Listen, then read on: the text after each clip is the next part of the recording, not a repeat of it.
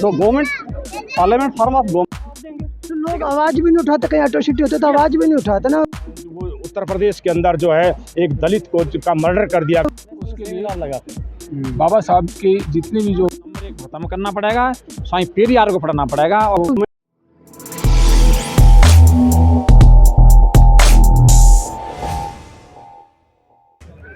नमस्कार, मैं विजय कुमार, आपका हमारे चैनल पर स्वागत है। मैं खड़ा हूँ नजफगढ़ विधानसभा के अंदर।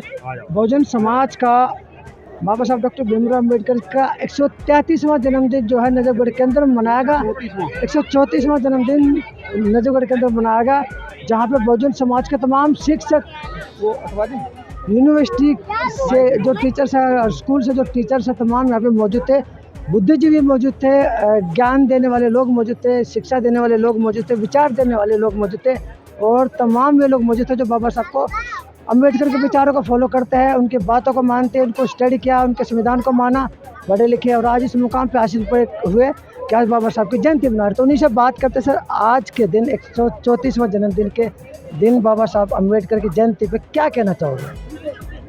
सर, मैं ये कहना चाहूँगा कि जिस मूल आत्मा के साथ बाबा साहब ने संविधान बनाया था, लागू किया था, आज कहीं उसकी आत्मा का हनन हो रहा है, और उसके प्रति हमें सचेत रहना है।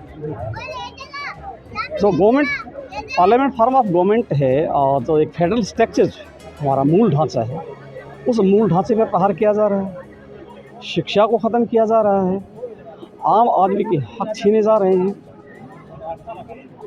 सारे के सारे जितने सेल है, बहल है, रेलवे है, इंश्योरेंस है, सारे के सारे वो इंडस्ट्रीज़ जिनमें आम आदमी को रोज़गार मिलता था, वो सारे के सारे ख़त्म कर दिए गए, और जिनके हाथ में जा रहा है, अब उनकी मर्जी पे, उनकी दया पे ये सारा समाज रहेगा।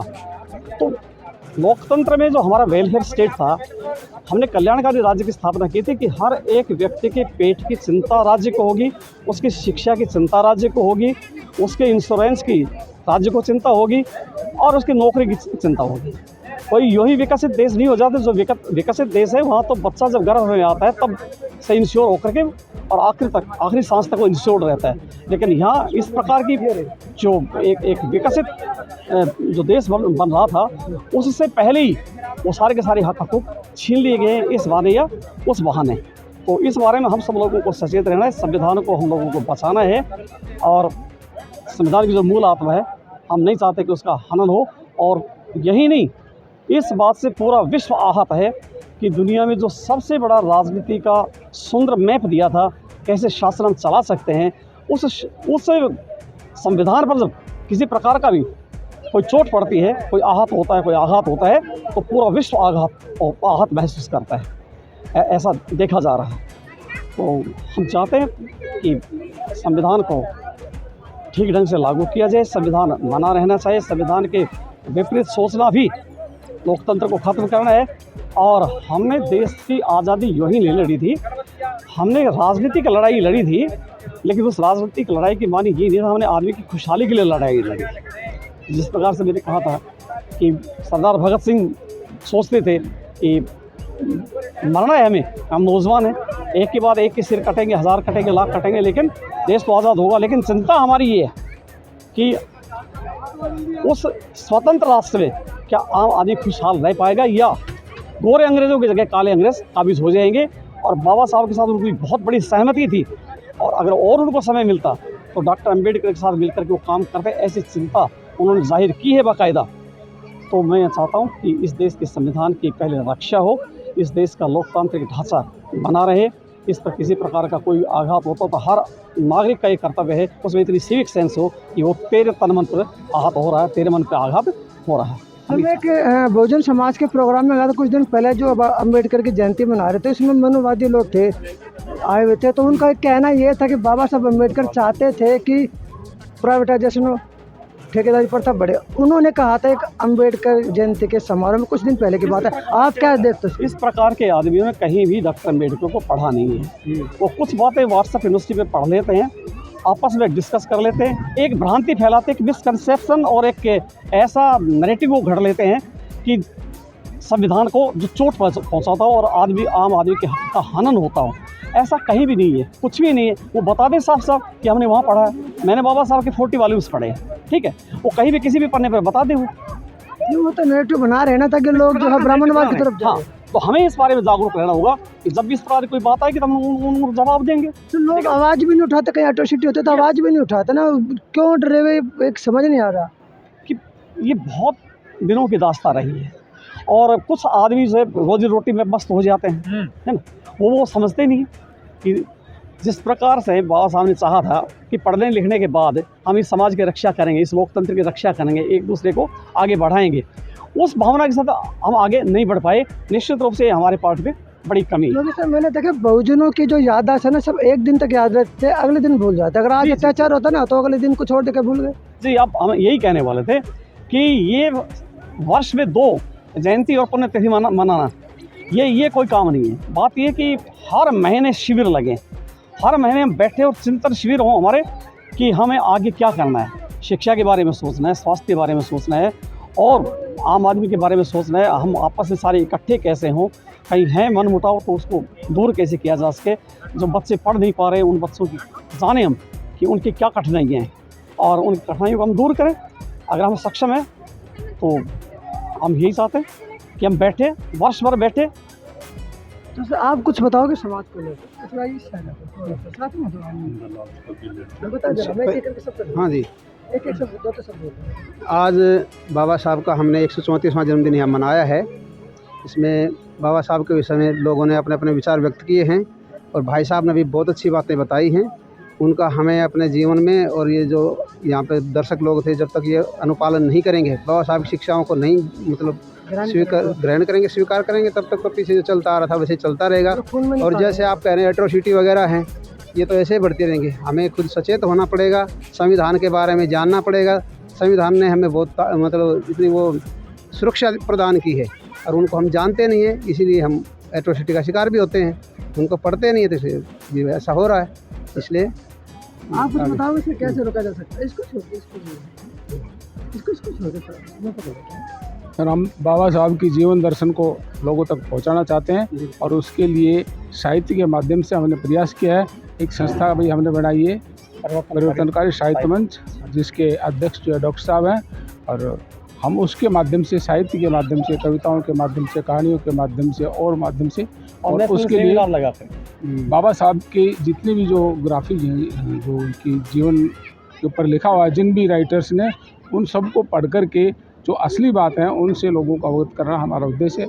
अब तक हमने 6 उनकी बायोग्राफीज़ पढ़ी हैं और बाकी जो भी उपलब्ध हैं वो हम सब पढ़ कर के, और मैंने जो है डॉक्टर साहब से विनय किया है कि एक बहुत अच्छा सा बायोग्राफी उनकी लिखी जाए, उसके लिए हम प्रयासरत हैं। और जहाँ भी जिस प्रकार से कार्यक्रम होते हैं, हमें कोई निमंत्रण की आवश्यकता नहीं होती, सिर्फ मालूम हो जाए, सूचना मिल जाए, हम वहीं पर पहुँचते हैं।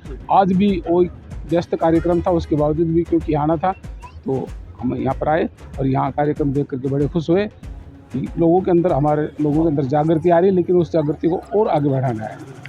जगाएंगे कैसे समाज को? हाँ जी, जैसा कि माननीय प्रोफेसर शिवताज सिंह जी ने ठीक ही चिंता जाहिर की है कि आज दुनिया का सबसे बड़ा गणतांत्रिक देश का संविधान खतरे में है और हमें सब को एकजुट होकर के लड़ना चाहिए। और इसके साथ ही प्रसिद्ध कवि सुंदरलाल उत्सुक जी ने भी चिंता व्यक्त की है कि साहित्य के द्वारा हम अपने बहुजन समाज के अंदर क्रांति ला सकते हैं। जब तक हम अपने बहुजन समाज के अंदर क्रांति नहीं लाएंगे, कुछ भी नहीं हो सकता। आज हमारा समाज समस्याओं के चौराहे पर खड़ा हुआ है और आज केवल एक ही रास्ता है कि बाबा साहब के बताए हुए रास्ते पर हमें चलना चाहिए।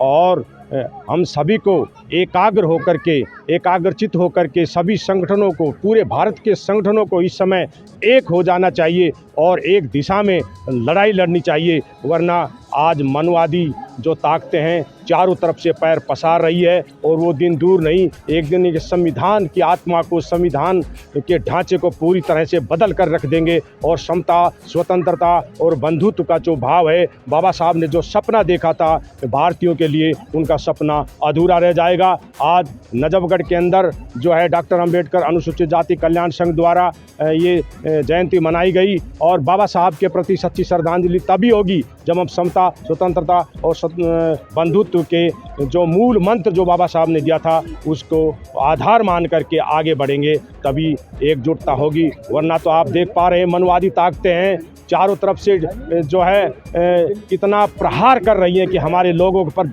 जो है दिन दहाड़े मर्डर किए जा रहे हैं। जो ना अभी दयाराम बादलिया ने बताया कि जो वो उत्तर प्रदेश के अंदर जो है एक दलित को का मर्डर कर दिया गया छोटी सी बात के ऊपर। तो हम यही इस अवसर पर आपको बताना चाहते हैं कि आज हमें एकजुट हो करके सभी भेदभाव हर तरह का भुला करके एकजुट हो करके हमें बाबा साहब के जो मूल मंत्र, बाबा साहब का जो सपना था उसको पूरा करें, यही उनके प्रति सच्ची श्रद्धांजलि होगी। सर आप ये बताएं कि बुद्धि कितनी ज़रूरी है इंसान के लिए? इसको छोड़ दो, इसको छोड़ दो। देखिए, बुद्धि ही सब कुछ है, इसको छोड़ दो। क्योंकि मैंने कहा था कि सबसे ऊपर वाला मनुष्य हम कहते तो हैं, अब जानते नहीं कि ऊपर वाला है क्या। ऊपर वाला हमारा दिमाग होता है। अगर ये कह रहा है कि चीज़ टमाटर है तो टमाटर ही है, हम दूसरे कहने से बैंगन ना कहें। मेरा मतलब कहने का है कि समाज में जब तक अंधविश्वास रहेगा समाज का विकास नहीं हो सकता है। इसके लिए सबसे ज़्यादा हमें पढ़ना होगा स्वामी पेरियार को। वैसे तो सारे बहुजन समाज के में महापुरुषों को पढ़ना चाहिए, पेरियार को अगर पढ़ लिया तो हमारा पाखंड खत्म हो जाएगा। तो ढोंग और पाखंड से हुई करारी हार, फिर भी ढोंगी नित्य करें इसकी जय जयकार। तो हमें पाखंडवाद नंबर 1 ख़त्म करना पड़ेगा, स्वामी पेरियार को पढ़ना पड़ेगा और बाबा साहब को तो पढ़ना ही पढ़ना है, तब तक अंधकार देश का दूर होगा नहीं समाज का। तो ये तो बहुजन समाज के नेता, कार्यकर्ता, संघर्षवादी, विचारक, हौसला बढ़ाने वाले। अभी पत्रकार बंधु, अभी आप पूछ रहे थे कि बहुजन विचारधारा को कैसे बढ़ाएंगे। तो बहुजन विचारधारा को बढ़ाने के लिए हमारे जो बुद्धिजीवी वर्ग है वो जो अभी साहित्य के माध्यम से आगे आ रहा है, तो अंबेडकर जयंती जो मन रही है, अभी उनका 14 अप्रैल को जन्म दिवस था, लेकिन ये पूरा ही अप्रैल जो महीना है ये जन्मोत्सव के रूप में मन रहा है। मैं आपको एक जानकारी के लिए बताऊं कि बाबा साहब अंबेडकर अपने 65 वर्ष के कार्यकाल में 36 साल तक पत्रकारिता की थी। उन्होंने एक नहीं 5 पत्रिकाएं निकाली। पहली मैगजीन उन्होंने मूक नायक के नाम से 31 जनवरी 2020 को निकाली। अभी उसकी शताब्दी वर्ष मनाया था। तो हमारा कहने का भाव ये है कि उनकी बहुजन यूट्यूब की विचारधारा को हम फैलाने के लिए बहुजन पत्रकार आगे आएँ और वो उनके संदेश को जन जन तक पहुंचाएंगे, तब उनकी विचारधारा आम व्यक्ति तक पहुंचेगी और देश प्रबुद्ध भारत बनेगा। तो ये तो बहुजन विचारक जिन्होंने बाबा साहब अम्बेडकर के जन्मदिन जो आज नजफगढ़ में मनाया, अपने विचारक के भाषणबाजी हुई, नेता भी आए, अपने एक तरह से लोगों को जगाने के लिए प्रोग्राम किया गया था। और हर व्यक्ति को जिस देश के जिस कोने में भी रहता है ये प्रोग्राम ऐसे करने चाहिए और लोगों को जगाना चाहिए। तो मैं विजय कुमार पुनिया, मुझे दीजिए इजाज़त। धन्यवाद।